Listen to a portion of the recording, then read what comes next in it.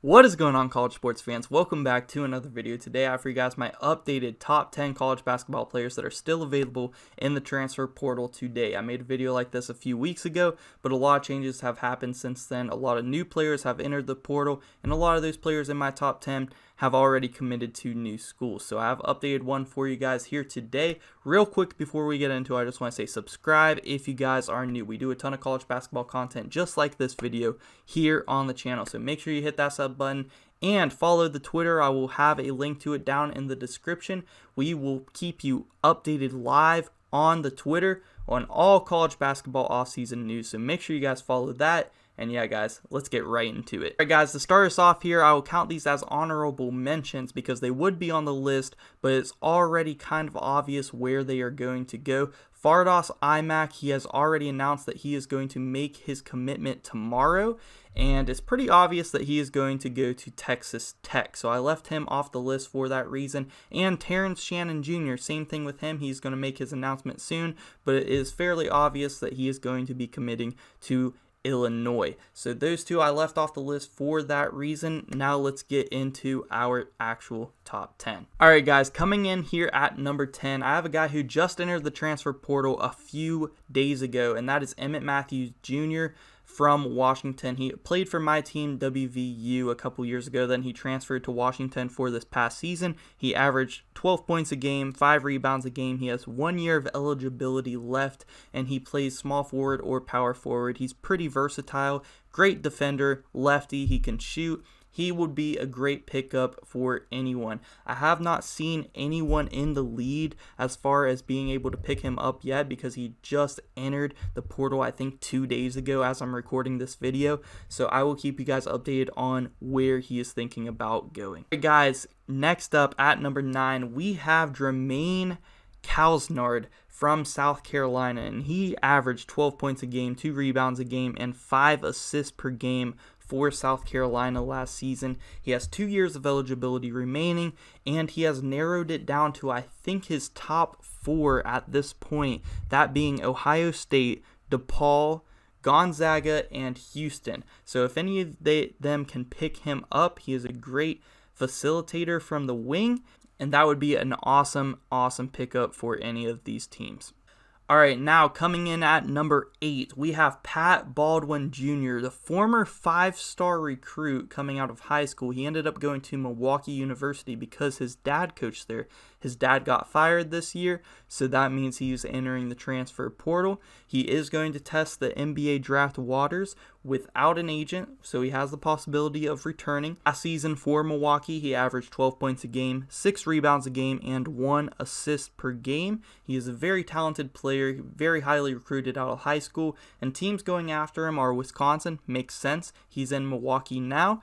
Also Kentucky, Duke, and I've also seen some about maybe Wright State picking him up. So that would be very interesting there. But those are the teams that I have seen mostly trying to pick up Pat Baldwin Jr. Next up at number 7 on our list, this guy could maybe even be a little bit higher. Very talented player that played for the Jackrabbits this past season, and that is Baylor Shireman. And he averaged 16 points a game, 8 rebounds a game from the guard position, and 4 assists per game. He shot 46% from behind the arc this past season, and he has 2 years of eligibility remaining. I've also heard that he might test the NBA draft waters with the possibility of returning with his collegiate eligibility. And the top teams I see going after Baylor right now are Arkansas, Clemson, Creighton, and Duke. And I think this would be a very interesting pickup for Creighton, especially. I think they're going to be one of the top teams in the Big East come 2022 season. So that would be a huge pickup for Creighton. Also, Arkansas, they are definitely going to be maybe national championship contenders next year. So that would be an awesome pickup. It would be a great shooter for any of these teams and a great rebounder from the wings. This would be an amazing pickup for any of these teams.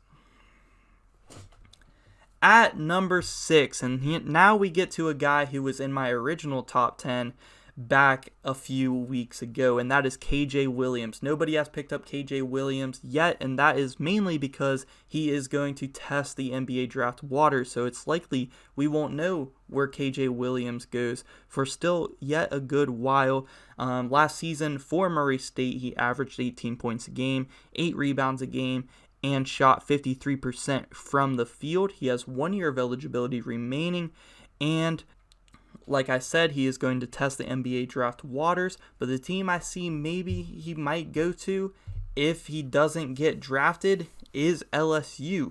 We all know what happened with LSU this past season, but the coach from Murray State from last season took over the head coaching job at LSU, so he might follow his coach there. That is something to keep an eye out for. Alright guys, we're getting in our top 5, and all 5 of these guys are going to be major pickups for any team that gets them. And at number 5, we have Kenneth Lofton Jr. from Louisiana Tech. Now, this guy is an absolute beast. Last season, he averaged 16.5 points a game, 10.5 rebounds a game, and shot 53% from the field. He has 3 years of eligibility remaining, and he is entering the draft without an agent, so possibility of returning to college. And the teams I see most interested in him, and maybe his final 3, are Houston, Texas, and Kentucky. So that would be huge for any of these teams. All teams looking to contend after being fairly high seeds from this past NCAA tournament. Coming in at number 4, we have another freshman, this one from Iowa State. He was the Big 12 Freshman of the Year, and that was Tyrese Hunter. Very surprising that he entered the transfer portal last season. For the Cyclones, he averaged 11 points a game, 3 rebounds a game, and 5 assists per game. He has 3 years of eligibility remaining, and he has listed his final 6 teams that he has narrowed it down to. Those teams being Gonzaga, Kansas, Louisville, Purdue, Tennessee, and Texas. So we see Texas here again. They are really trying to get involved there. Chris Beard trying to get involved here with some of these transfers. Some big names that he's going after here. All right, coming in at number 3, we have a guy who just entered the transfer portal, I think 2 days ago, and everybody is already trying to get in talks with him, trying to pick him up, and that is Chattanooga guard Malachi Smith. And he is very hot in the transfer portal right now. Like, I don't know which team would not want to pick this guy up going into next season. He has 2 years of eligibility left.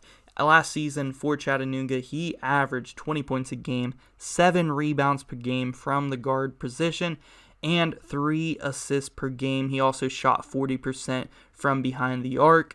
And like I said, a lot of teams are going after this guy. It's really early to narrow it down to just a few, but from what I've been seeing, it seems like the South Carolina Gamecocks might be in the lead on picking him up. So that was very surprising to me, but we will see if they can finish it out. Like I said, he just entered the portal not too long ago, so it's still very early, but if I had to pick a team from what I've seen, it looks like the Gamecocks are in the lead to get Malachi Smith.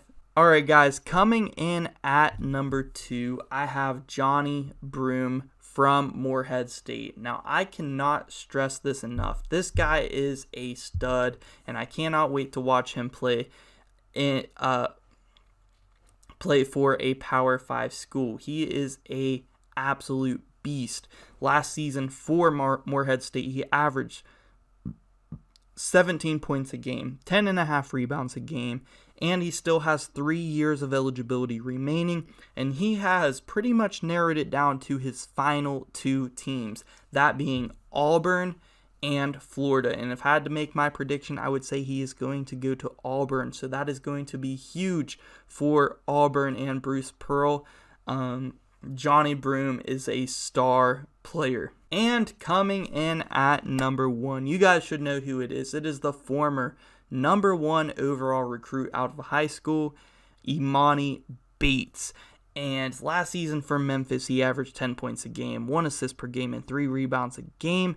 The top two teams that look like they're in the battle going after him are Michigan and Louisville. Now, Louisville is very interesting because we seen earlier they are in Tyrese Hunter's final 6 as well. So if Louisville can pick up these two top transfers, they are going to be a very solid team next year. Michigan is also interesting because they have a very solid team.